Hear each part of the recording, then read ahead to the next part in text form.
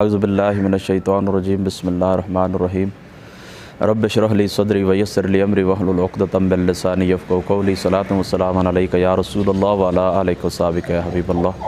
تمام دوستوں کو السلام علیکم ورحمۃ اللہ وبرکاتہ۔ آپ لوگوں کے ساتھ ہماری جو گپ شپ ہے وہ ہوتی رہتی ہے اور ہوتی رہے گی۔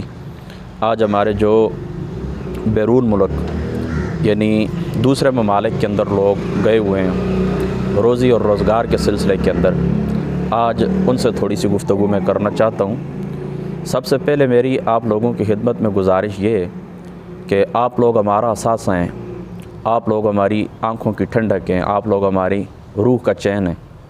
اس کی وجہ یہ ہے کہ آپ لوگ جو فیڈ بیک دیتے ہیں تو اس سے ملک کی معیشت مضبوط ہوتی ہے، اس سے جو آپ کا خاندان ہوتا ہے، آپ کے خاندان کے اندر ترقی ہوتی ہے، آپ کی جو فیملی ہے آپ سے جو امیدیں لگائے ہوئے ہوتے ہیں ان کی وہ امیدیں پوری ہوتی ہیں۔ اس کے علاوہ پھر آپ کی جو فیڈ بیک ہوتی ہے اس سے محلے کے غریب افراد کی مدد کی جاتی ہے۔ کئی ایسی لڑکیاں جن کی شادی ہوئی ہیں، کئی ایسی مساجد ہیں جو تعمیر ہوئی ہیں، یعنی مساجد کی تعمیر کے اندر، رفائی کاموں کے اندر، مدرسوں کی تعمیر کے اندر آپ کا بہت بڑا حصہ ہے۔ تو آپ لوگ شاباش کے مستحق ہیں اور آپ لوگ تعریف کے مستحق ہیں اور آپ لوگ دعا کے مستحق ہیں کہ اللہ تعالیٰ آپ کو آباد رکھے، اللہ تعالیٰ آپ کو سلامت رکھے۔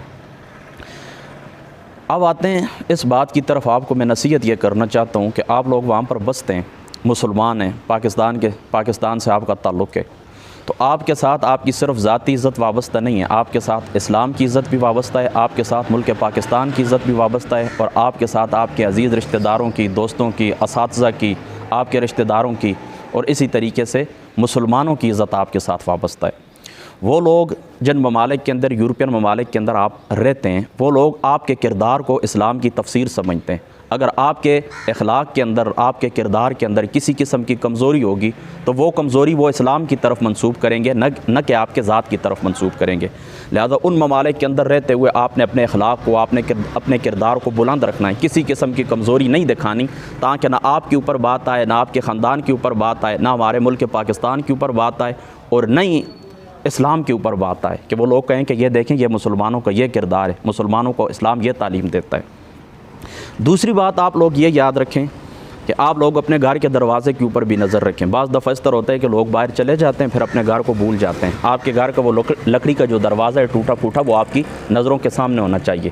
آپ کی جو ماں باپ ہیں، آپ کے جو بہن بھائی ہیں، آپ کے جو عزیز رشتہ دار ہیں، جس وقت آپ جاتے ہیں دوسرے ملک آپ روانہ ہوتے ہیں تو ان کی آنکھوں کے اندر جو امیدوں کے جگنوں چمکتے ہیں وہ آپ کو نظر آنے چاہیے۔ میری بات آپ سمجھ گئے؟ وہ امیدوں کے جو جگنوں ہیں وہ آپ کو نظر آنے چاہیے۔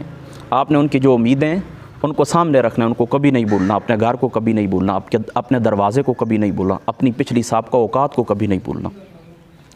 اور تیسری بات یہ یاد رکھیں کہ اسلام کبھی بھی منع نہیں کرتا، اس بات سے اسلام منع نہیں کرتا کہ آپ لوگ دولت کمائیں۔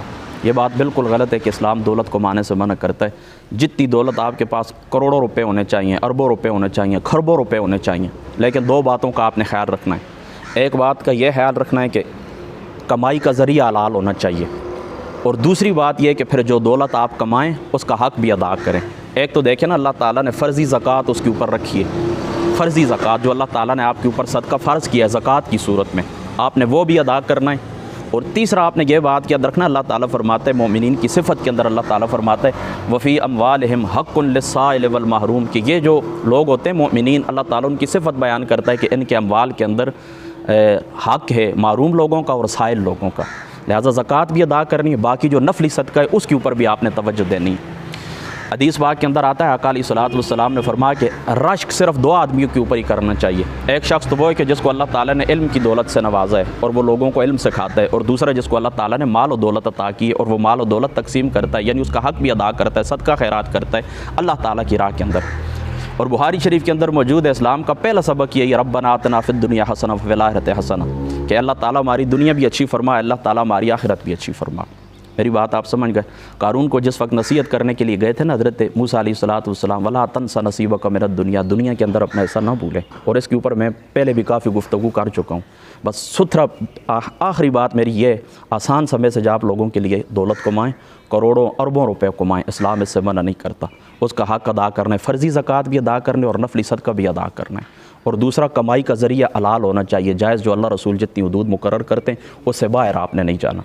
اور تیسری خصوصاً یہ بات یاد رکھیں کہ اللہ تعالیٰ اگر آپ کو عطا کرے تو آپ کے ہاتھوں کے اندر ہونے چاہیے، کروڑوں اربوں خربوں روپے ہونے چاہیے، یاد رکھیں، لیکن کوشش کریں کہ ان کی محبت دل کے اوپر غالب نہ آئے۔ بس اللہ تعالیٰ سمجھ کی توفیق عطا فرمائے۔ السلام علیکم ورحمۃ اللہ۔